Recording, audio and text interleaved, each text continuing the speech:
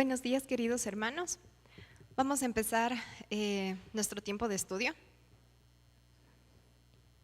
Ya estamos iniciando, estamos en el segundo tema de nuestro nuevo folleto de estudio, que es Fe que agrada a Dios. Y el tema del día de hoy es la fe de David. Entonces vamos a orar antes de empezar. Querido Padre, te damos gracias por esta mañana que tú nos permites tener. Gracias por tus bendiciones, por tu cuidado, por tu amor, Señor.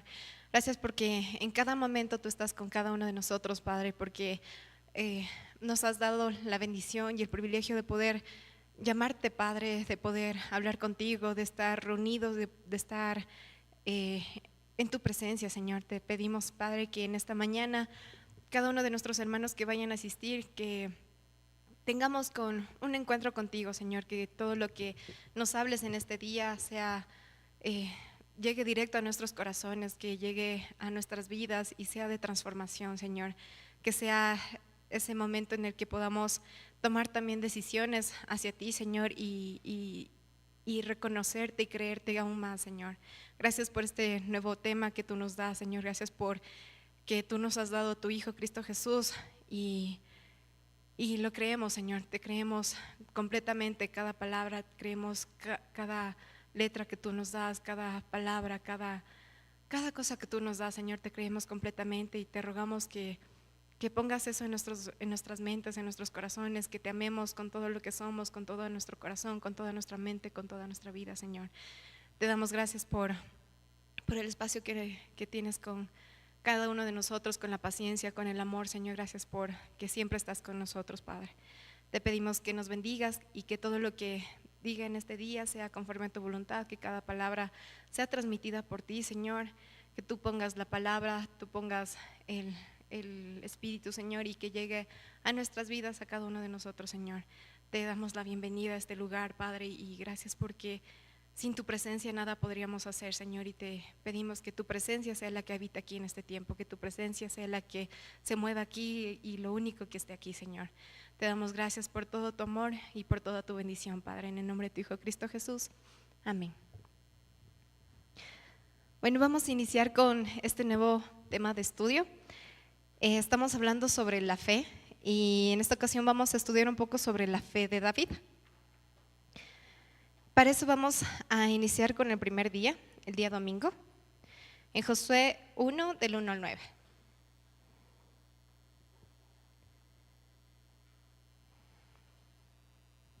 Dice: después de la muerte de Moisés, siervo del Señor, Dios le dijo a Josué, hijo de Nun, asistente de Moisés: mi siervo Moisés ha muerto, por eso tú y todo este pueblo deberán prepararse para cruzar el río Jordán y entrar en la tierra que les daré a ustedes los israelitas, tal como lo prometí a Moisés. Yo les entregaré a ustedes todo lugar que toquen sus pies.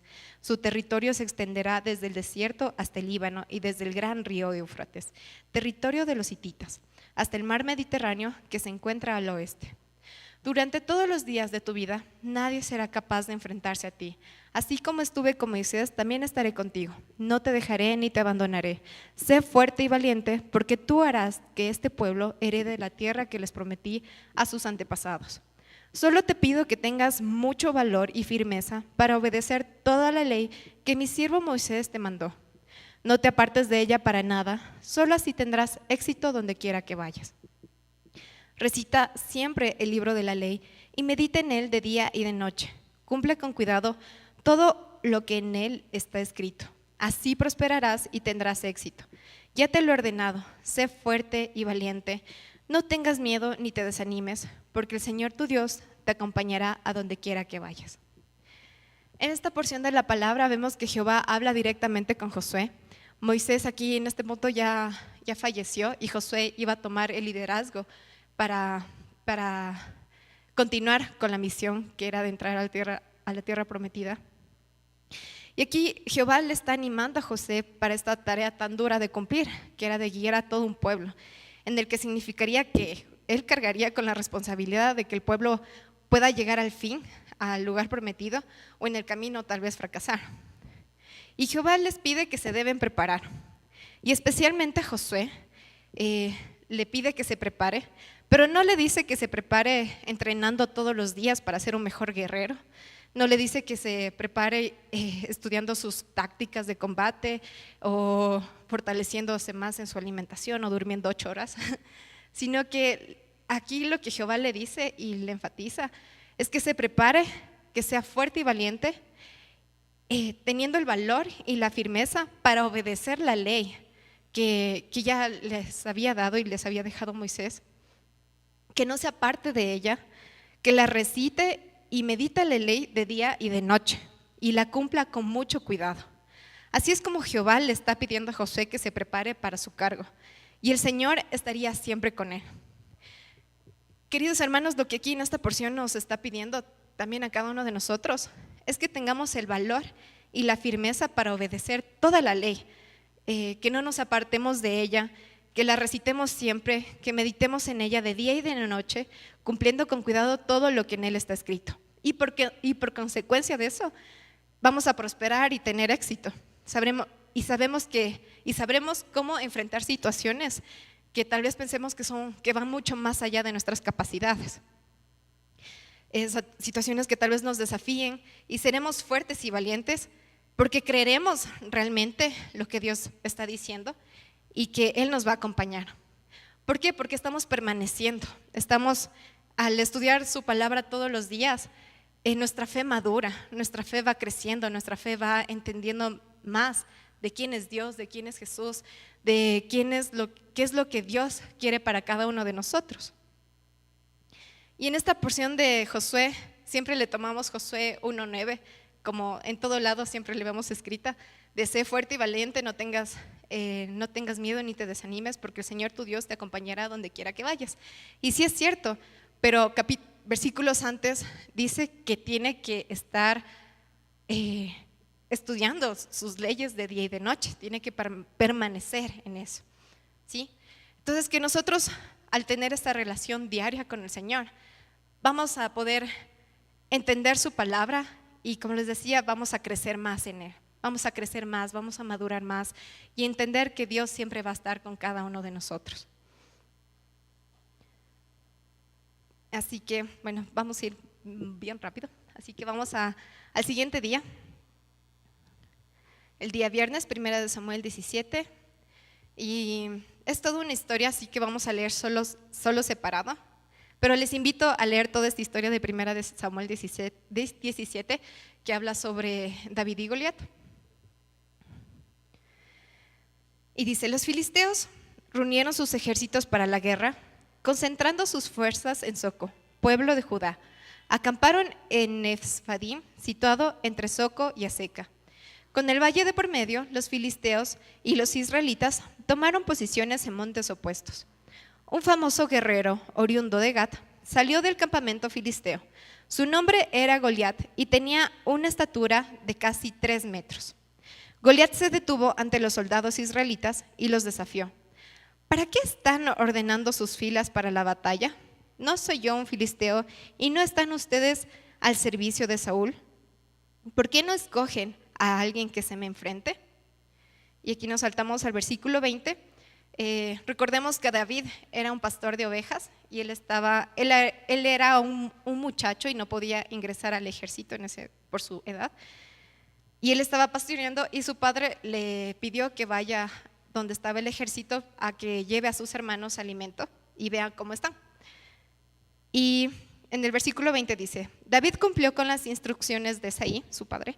Se levantó muy de mañana y después de encargarle el rebaño a un pastor, tomó las provisiones y se puso en camino. Llegó al campamento en el momento en que los soldados, lanzando gritos de guerra, salían a tomar sus posiciones. Los israelitas y los filisteos se alinearon frente a frente. David, por su parte, dejó su carga al cuidado del encargado de las provisiones y corrió a las filas para saludar a sus hermanos. Mientras conversaban, Goliat, el gran guerrero filisteo de Gat, salió de entre las filas para repartir su desafío, y David lo oyó. Cuando los israelitas vieron a Goliat, huyeron despavoridos. Algunos decían: ¿ven a ese hombre que sale a desafiar a Israel? A quien lo venza y lo mate, el rey lo colmará de riquezas. Además, le dará su hija como esposa y su familia quedará exenta de impuesto aquí en Israel. David preguntó a los que estaban con él: ¿qué dicen que le darán a quien mate a este filisteo y salve así el honor de Israel? ¿Quién se cree este filisteo pagano que se atreve a desafiar al ejército del Dios viviente? Al que lo mate, repitieron, se le dará la recompensa anunciada. Eliab, el hermano mayor de David, lo oyó hablar con los hombres y se puso furioso con él. Le reclamó: ¿qué has venido a hacer aquí? ¿Con quién has dejado esas pocas ovejas en el desierto? Yo te conozco, eres un atrevido y malintencionado. Seguro que has venido para ver la batalla. Y ahora, ¿qué hice?, protestó David. Si apenas he abierto la boca. Apartándose de su hermano, les preguntó a otros, quienes le dijeron lo mismo. En esta primera parte de esta historia, vemos cómo ellos ya estaban enfrentándose, estaba el ejército formando sus filas para atacar, pero sale este hombre de casi 3 metros y les comienza a intimidar, les comienza a decir a pedir un combate 1 a 1, y el que gane la batalla, el perdedor va a ser el siervo del ganador, y así.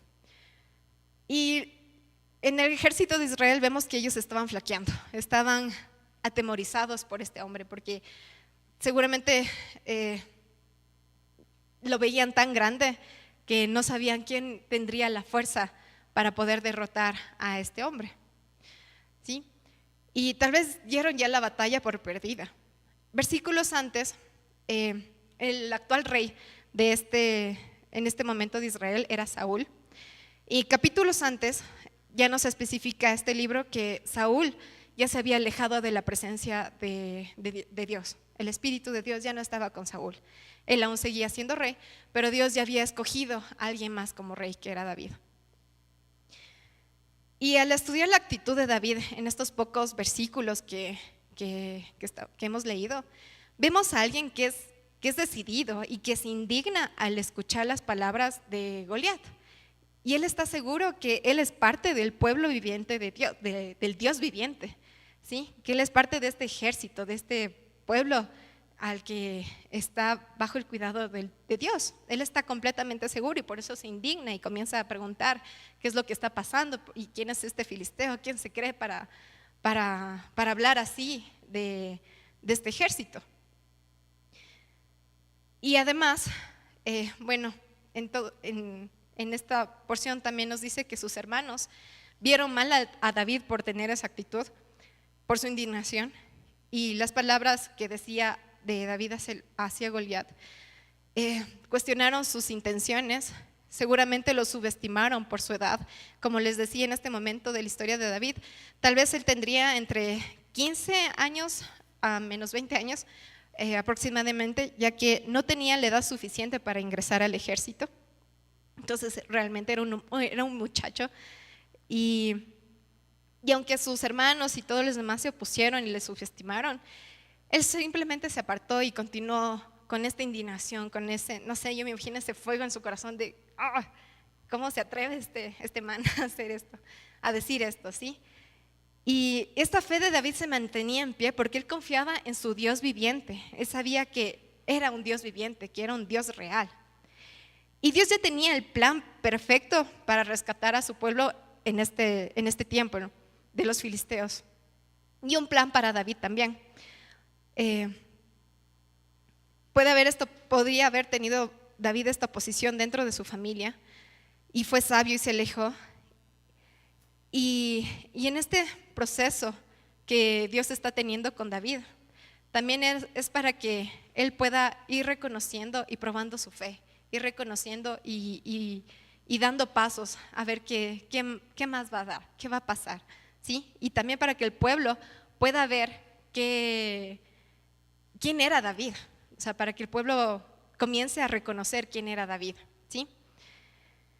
Y en nuestras vidas, Dios también ya tiene preparado el plan para rescatarnos. Debemos mantenernos firmes en nuestra fe, aunque haya oposición, aunque nos subestimen, aunque nos critiquen, aunque nos digan, no, tú no sabes nada porque eres muy pequeño, tal vez, o ya eres muy anciano.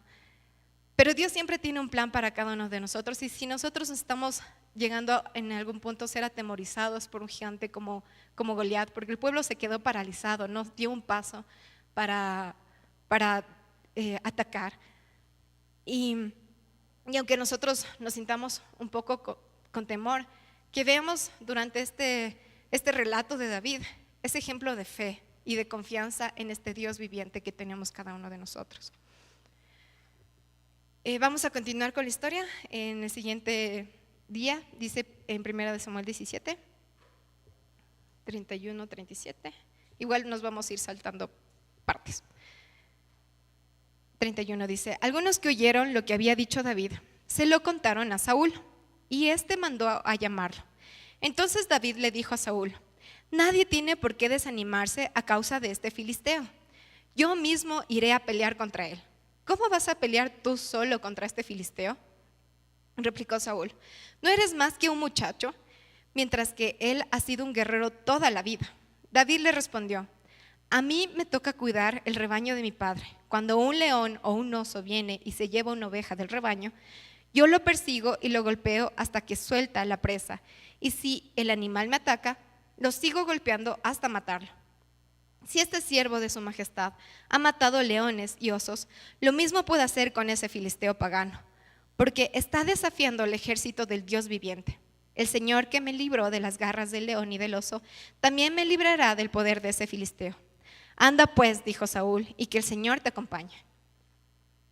David le contestó, aquí ya se está enfrentando a Goliat, y Goliat comienza a intimidarle también a David. Y David le contestó: tú vienes contra mí con espada, lanza y jabalina, pero yo vengo a ti en el nombre del Señor Todopoderoso, el Dios de los ejércitos de Israel, a los que has desafiado. En cuanto al filisteo avanzó para acercarse a David y enfrentarse con él, también éste corrió rápidamente hacia la línea de batalla para hacerle frente. Metiendo la mano en su bolsa, sacó una piedra y con la honda se la lanzó al filisteo, hiriéndolo en la frente con la piedra, incrustada entre ceja y ceja, y el filisteo cayó de bruces al suelo. Así fue como David triunfó sobre el filisteo. Lo hirió de muerte con una honda y una piedra, y sin empuñar la espada. David ya tenía estas experiencias personales con Dios.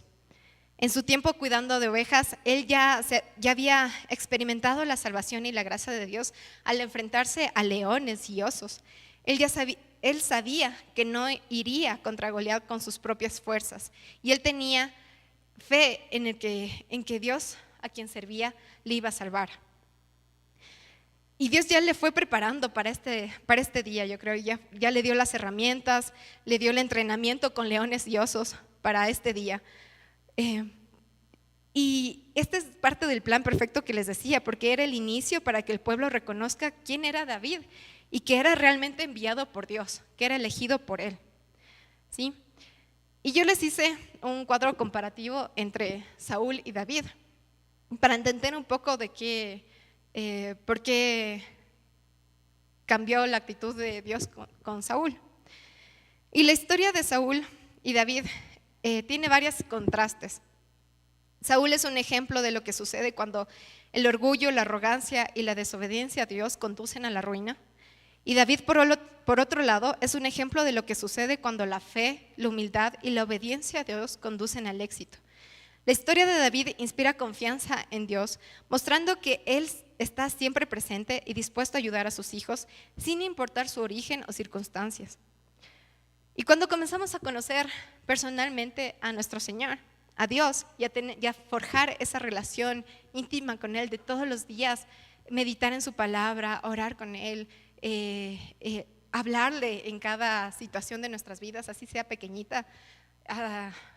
Justo en el tiempo de retiro que tuvimos en este fin de semana, hablábamos un poco sobre eso y decían que hasta incluso hay veces en las que no sabemos qué ponernos, y es como ese consejo de Dios, ¿qué me pongo hoy?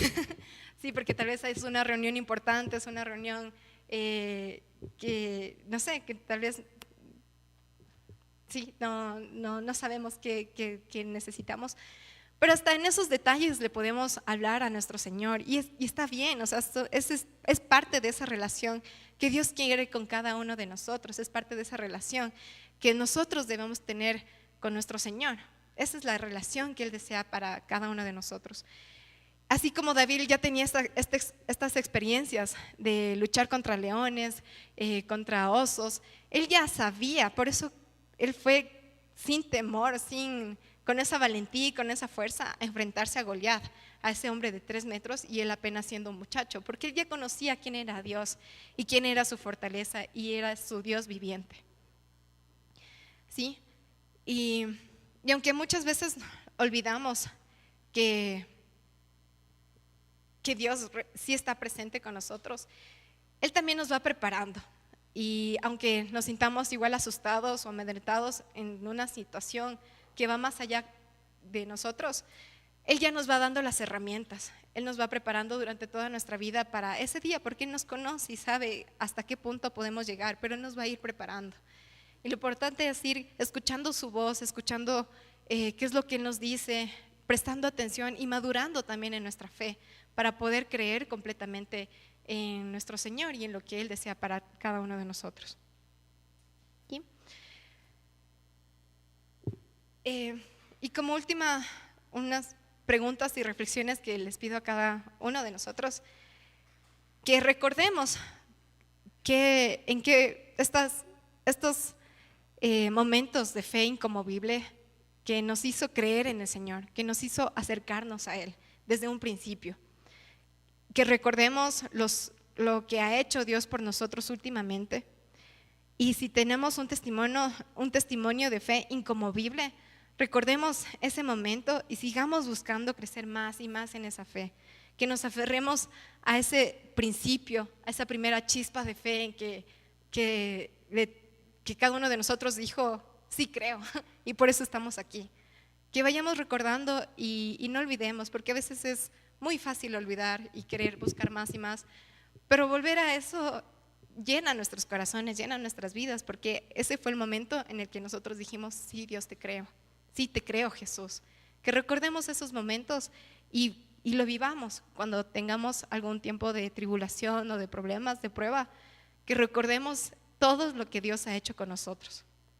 Y esa chispita de fe, la primera chispita de fe que nació en nosotros hacia Dios. Y vamos a continuar, vamos a pasar a Nuevo Testamento, Mateo 20, 25, 34. Dice: Jesús los llamó y les dijo: como ustedes saben, los gobernantes de las naciones oprimen a los súbditos y a los altos oficiales, y los altos oficiales abusan de su autoridad. Pero entre ustedes no debe ser así. Al contrario, el que quiera hacerse grande entre ustedes deberá ser su servidor, y el que quiera ser el primero deberá ser esclavo de los demás. Así como el Hijo del Hombre no vino para que le sirva, sino para servir y para dar su vida en rescate por muchos. Me voy a parar un ratito aquí y solo para aclarar que Jesús, el creador del universo, dejó el esplendor del cielo y vino a la tierra como siervo. Y aunque el mundo actúe de una forma bien vista y servir actualmente sea mal visto, sea tal vez una forma opresora, humillante, tal vez, Jesús nos dice que nosotros somos servidores. Si nosotros hemos aceptado a Cristo, somos servidores. Eso es lo que somos. Tenemos que servir, así como Él lo fue, hasta el punto de dar su vida para rescatar a muchos. Y prestemos atención cuando actuemos y hagamos y hagámonos estas preguntas. Si nos vemos como siervos o como jefes de otros, y cómo podemos imitar el corazón de siervo de Jesús hoy. Ese es el llamado también, que imitemos a Jesús. Él ha sido ya nuestro ejemplo de cómo actuar y nos prepara para el día de prueba, tribulación, y nos da su ejemplo de humildad y amor también.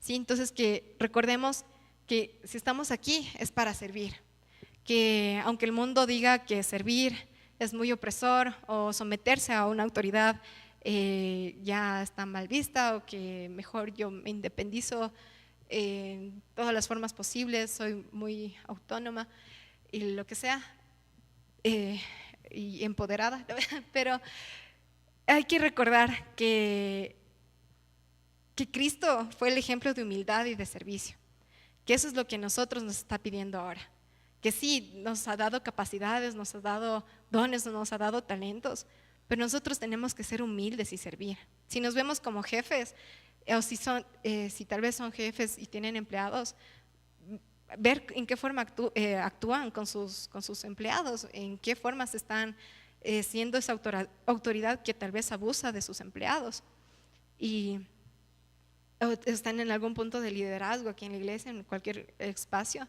que tengamos cuidado de no ser esos abusadores a alguien que vemos inferiores, sino al contrario, de que si Dios nos ha permitido tener este espacio de autoridad o un espacio de mando, que busquemos ser lo más humildes posibles, que nos humillemos mucho más, ¿sí? Porque así Jesús lo hizo hasta el punto de dar su vida por cada uno de nosotros.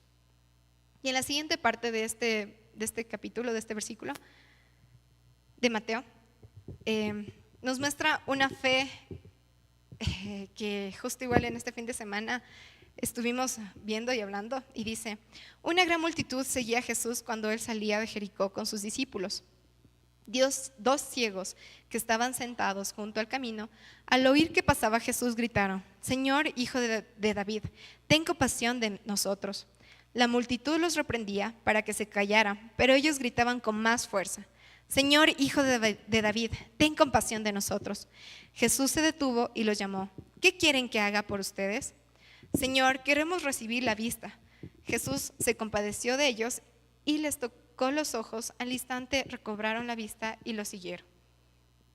La historia de estos ciegos también nos menciona en otros evangelios, en Marcos y en Lucas, y ellos enfatizan el acto de fe de uno de estos ciegos, que era el ciego Bartimeo. Y en Marcos 10, 46, 52 dice: Jesús salía de allí, sus discípulos y una gran multitud, y un ciego llamado Bartimeo, hijo de Timeo, estaba sentado junto al camino mendigando. Al oír que era Jesús de Nazaret, comenzó a gritar: Jesús, hijo de David, ten compasión de mí. Muchos lo reprendían para que se callara, pero él gritaba más aún: Hijo de David, ten compasión de mí. Jesús se detuvo y dijo: llámelo. Así que llamaron al ciego y le dijeron: ánimo, levántate, que él te llama. Arrojando su capa, dio un salto y vino hacia Jesús. ¿Qué quieres que haga por ti?, le preguntó Jesús. El ciego le contestó: Rabí, que cobre la vista. Vete, le dijo Jesús, tu fe te ha sanado. Y al instante recobró la vista y siguió a Jesús por el camino. El acto de fe de este ciego fue que al instante que le dijeron que Jesús lo llamaba, se levantó. O sea, en esta versión dice que dio un salto y arrojó su capa y de un salto fue hacia Jesús. Ese acto de fe es lo que le sanó. No fue porque estuvo ya en presencia de Jesús, sino ese acto de: Jesús me llama, vamos. O sea, me paro, me quito la capa de mendigo y me voy, ante el Maestro, ante Jesús, ¿sí? Y en ese entonces debemos recordar que en esa época los ciegos, los que tenían discapacidades, eran mendigos. Lo único que podían hacer era pedir limosna. Entonces ellos por eso estaban junto al camino, y aunque las personas también se enfrentaban a ellos diciéndoles: ya cállense, no griten, dejen de hacer de pasar vergüenza por gritar Jesús, hijo de David. Ellos gritaron aún con más fuerza a estos ciegos para que Jesús los escuchara, y Jesús dice que tuvo compasión por ellos y los llamó. Y ese acto de fe de que ellos saltaron al encuentro de Jesús y arrojaron su capa y su vestimenta de mendigo, es lo que les sanó. Esa fue la fe que les sanó, a estar dispuestos al ratito, al acto de que Dios nos llama, saltar y estar en la presencia de Jesús y decir: aquí estoy. Y Jesús, tan hermoso, hasta les pregunta: ¿y qué quieren que haga por ustedes? Y nosotros hemos de haber dicho: es obvio, están ciegos, me imagino que quieren ver. Pero Jesús dice: ¿ustedes qué quieren? Capaz si no querían ver, sino que querían algo más o necesitaban algo más. Y bueno, ellos sí pidieron que Jesús les permita ver, y ya, eso fue como que ya están sanos, ¿qué más? ¿Sí? O sea, ya su fe los sanó porque ustedes saltaron y ya dejaron atrás su vestimenta de mendigo, su vestimenta de ciego, para estar ante mí.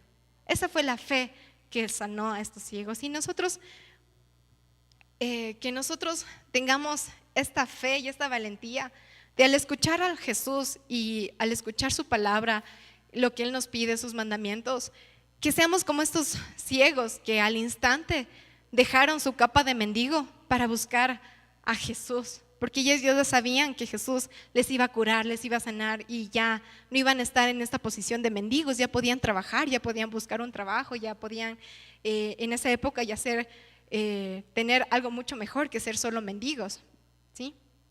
Entonces que nosotros podamos escuchar este llamado de Dios y no dudar y dar este salto de estoy listo y aquí estoy para obedecerte, Señor. ¿Sí? Vamos al siguiente capítulo, al siguiente día, el martes 21, 18, 22. Mateo 21, 18, 22. Muy de mañana, cuando volví a la ciudad,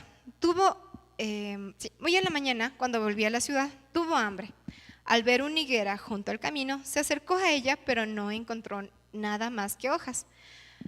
Y nunca más vuelvas a dar fruto, le dijo. Y al instante se secó la higuera. Los discípulos se asombraron al ver esto. ¿Cómo es que se secó la higuera tan pronto?, preguntaron ellos. Les aseguro que si tienen fe y no dudan, les respondió Jesús, no solo harán lo que he hecho con la higuera, sino que podrán decirle a este monte, quítate de ahí y tírate al mar. Y así se hará. Si ustedes creen, recibirán todo lo que pidan en oración. Este es el ejemplo que Jesús nos sigue dando, ese ejemplo de fe, ese ejemplo de seguir de adelante. Y tanto que nosotros si tuviéramos la fe que tuvo Jesús, de hacer secar esa higuera, ¿no? Pero tenemos que confiar en la voluntad de Dios. No siempre lo que oramos se va a cumplir, no siempre lo que le pedimos al Señor se va a cumplir. ¿Por qué? Porque Dios tiene su propia voluntad.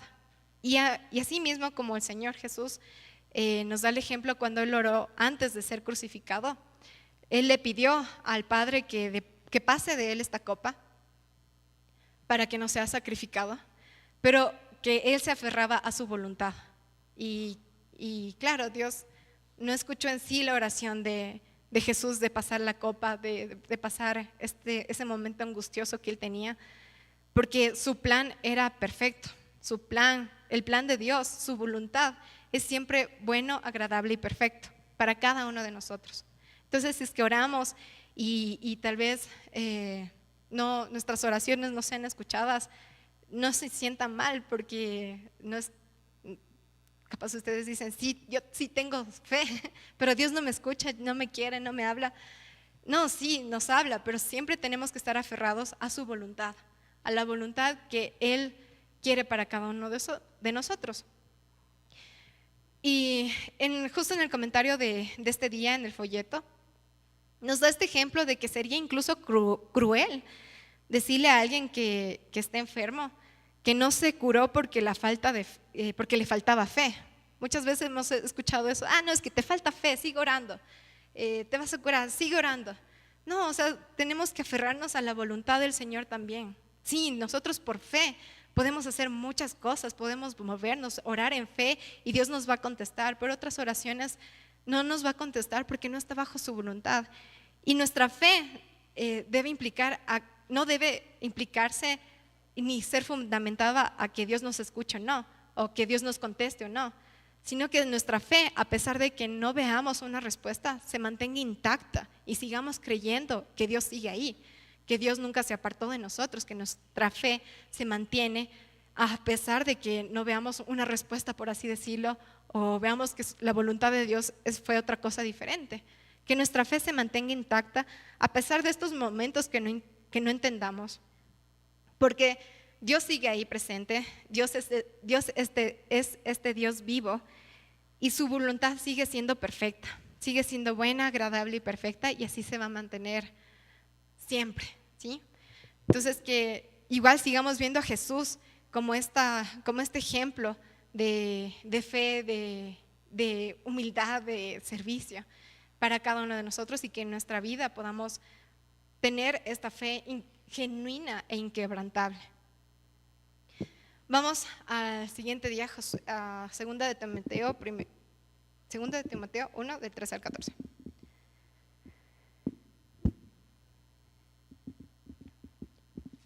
Al recordarte de día y de noche en mis oraciones, siempre doy gracias a Dios, a quien sirvo con una conciencia limpia como lo hicieron mis antepasados. Y al acordarme de tus lágrimas, anhelo verte para llenarme de alegría. Traigo a la memoria tu fe sincera, la cual animó primero a tu abuela Loida, a tu madre Eunice, y ahora te anima a ti. De eso estoy convencido. Por eso te recomiendo que avives la llama del don de Dios que recibiste cuando te impuse las manos. Pues Dios no nos ha dado un espíritu de timidez, sino de poder, de amor y de dominio propio. Así que no te avergüences de dar testimonio de nuestro Señor, ni tampoco de mí, que por su causa soy prisionero. Al contrario, tú también, con el poder de Dios, debes soportar sufrimientos por el Evangelio. Pues Dios nos salvó y nos llamó a una vida santa, no por nuestras propias obras, sino por su propia determinación y gracia. Nos concedió este favor en Cristo Jesús antes del comienzo del tiempo. Y ahora lo ha revelado con la venida de nuestro Salvador Cristo Jesús, quien destruyó la muerte y sacó a la cruz la vida incorruptible mediante el Evangelio. De este Evangelio he sido yo designado heraldo, apóstol y maestro. Por ese motivo padezco estos sufrimientos, pero no me avergüenzo porque sé en quién he creído y estoy seguro de que tiene poder para guardar hasta aquel día lo que he confiado. Con fe y amor en Cristo Jesús, sigue el ejemplo de la sana doctrina que de mí aprendiste. Con el poder del Espíritu Santo que vive en nosotros, cuida la buena enseñanza que se te ha confiado. Esta carta de Timoteo, Pablo le escribió a su hijo en fe, Timoteo. Pablo le dejó a Timoteo encargado a la iglesia de Éfeso. Y aquí en este momento, Pablo ya estaba encarcelado, prisionero. Y estas fueron sus últimas palabras. Fue su última carta a Timoteo. Y las últimas palabras de una persona a punto de enfrentar una muerte inminente suelen causar un impacto significativo. Y este ciertamente es el caso de esta última carta de Pablo a su amado discípulo y fiel compañero. Pablo, ya prisionero en Roma por segunda vez, sabía que enfrentaría el martirio, y la claridad y el poder de sus palabras finales no solo le sirvieron a Timoteo, su hijo en la fe, sino también que han resonado en los corazones de los creyentes alrededor del mundo y a través de los tiempos. Sus últimas palabras son consejos para toda la vida, consejos para nosotros también, ¿sí? Y esta carta es un reto a nuestra fe de hoy en día. Nos dice que avivemos la llama de nuestra fe que una vez ardió. Como de mi generación, siento que somos muy privilegiados, hablando, como decía, de mi generación y de nuestra ubicación geográfica, en la que no hemos tenido ninguna restricción. Tenemos todos los estudios bíblicos, tenemos varias versiones de la Biblia, videos, sermones, iglesias varias, y pensaríamos que con todas estas ventajas, nuestra fe estaría más fuerte que nunca. O sea, que toda la iglesia estaría llena buscando del Señor. Pero tristemente no es así. O sea, vemos que hay más cuestionamiento dentro de la iglesia mismo. No estoy hablando del mundo, sino dentro de la iglesia, ¿sí? Y aún se ve con tanto desprecio a la iglesia, se ve cuestionándonos a Jesús. Y nuestra fe se volvió algo opcional, algo ligero, y estamos viviendo una fe temerosa para que nadie se ofenda y mejor no mencionar que somos cristianos y solo si nos preguntan decir que sí soy cristiana o no, sí voy a la iglesia, pero solo si nos preguntan, ¿sí? Ese tipo de fe yo es lo que estoy viendo, o sea, de mi perspectiva les estoy diciendo, que estamos viviendo en este actualmente, ¿sí? Y yo recuerdo a mis papás que no se avergonzaban para nada. En cualquier reunión familiar que teníamos, y si había una persona que no era cristiana o estaba así más o menos, mi papá de ley daba un estudio bíblico. Eso mis hermanos no me pueden dejar mentir porque es cierto. En cada reunión familiar, mi papá siempre daba ese estudio bíblico. Y hasta nosotros mismos como hijos es como, ay, ya va a dar su estudio bíblico. ¿Sí? Pero él no se avergonzaba, o sea, mis papás no se avergonzaban. O sea, no había eso de, sí, no te preocupes, o esa fe ligera de temor, no incomodemos, sino que de ley daba su estudio bíblico o terminábamos hablando algo sobre la Biblia, de ley, o sea, eso era segurísimo, ¿sí? O conversaba con alguien en la calle y fijo terminaban en algo igual de la Biblia y diciéndole, te invito a la iglesia por lo menos, de ley. Eso digo, mis hermanos son de testigos, ¿sí? Ellos son y fueron los que nos guiaron a nosotros, los que estuvieron orando, enseñándonos y que se enfrentaron a burlas también y a rechazos de la familia. Y también que con constancia hicieron que la mayoría de nuestra familia cercana acepte a Cristo y que muchas más personas conozcan a Cristo también. Y la generación de ellos fueron los que fundaron iglesias con una fe genuina.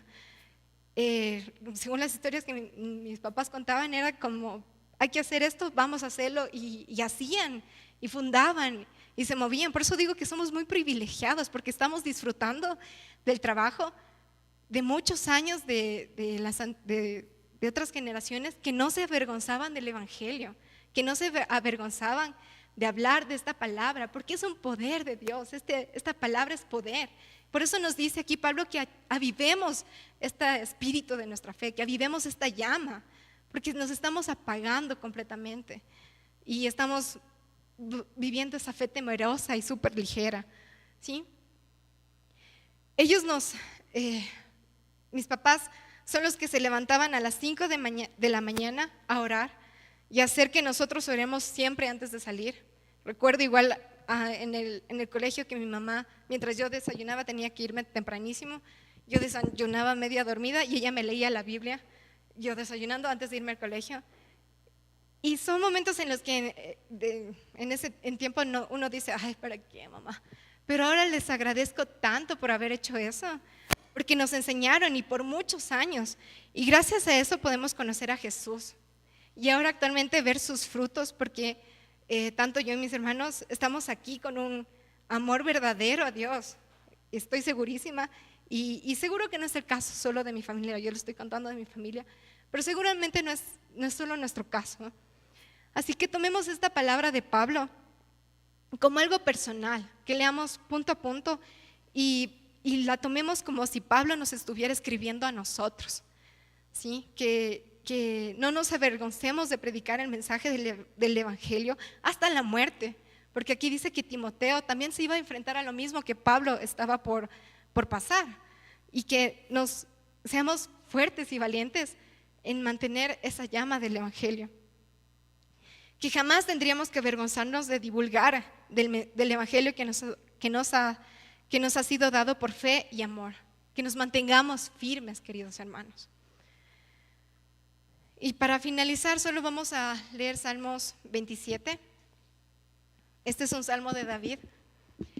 Y la fe de David siempre ha sido igual uno de mis ejemplos favoritos, porque David siempre fue transparente con el Señor.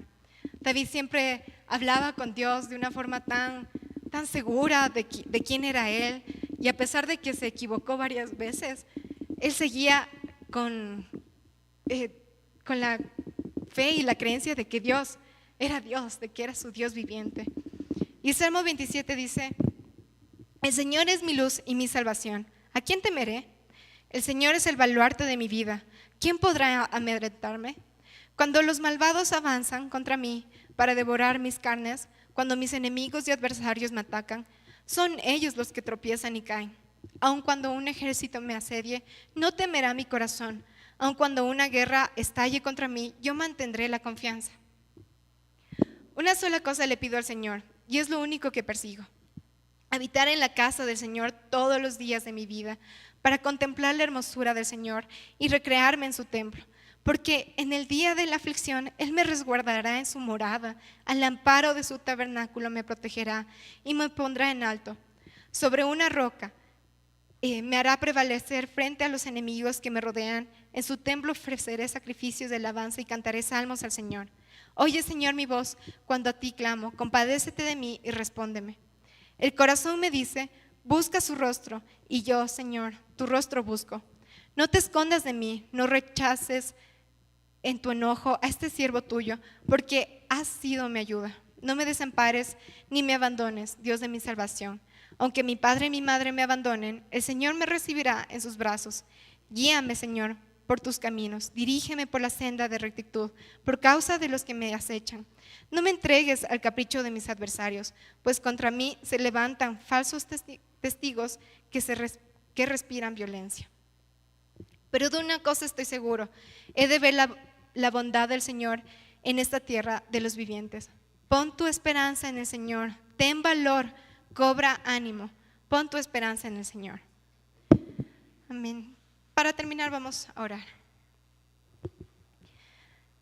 Querido Padre, te damos gracias porque tú eres el que nos ha hablado en este día, Señor. Gracias porque tú nos estás diciendo que cobremos ánimo y tomemos valor, Señor, para seguir con esta misión que tú nos has dado, Señor, para seguirte a ti, Señor, para darte todo lo que somos, para entregarte nuestro corazón, nuestra vida, nuestra mente, todo, Señor, a ti, Señor.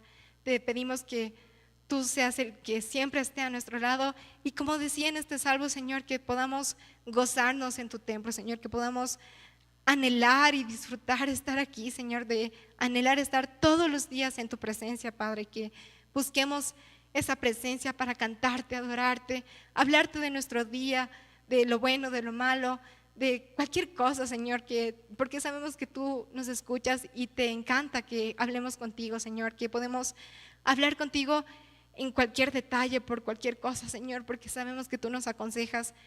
Y permítenos, Señor, avivar nuestra fe, que la llama de nuestra fe crezca más, Señor, que podamos avivar lo que se está apagando, Señor. Hemos estado orando por vida, y en esta temporada siento que estás hablándonos de creer más en ti, de dar esos pasos decisivos en fe hacia ti, Señor, porque sabemos que tu voluntad es buena, agradable y perfecta, Padre, y todo lo que tú haces va a ser siempre conforme a tu voluntad, y va a ser hermoso, Padre, para nosotros, porque nos amas y somos tus hijos, Señor. Te damos gracias por eso, y que podamos seguir creciendo más en ti, Señor, que podamos seguir creyéndote más, creer más en ti, Jesús.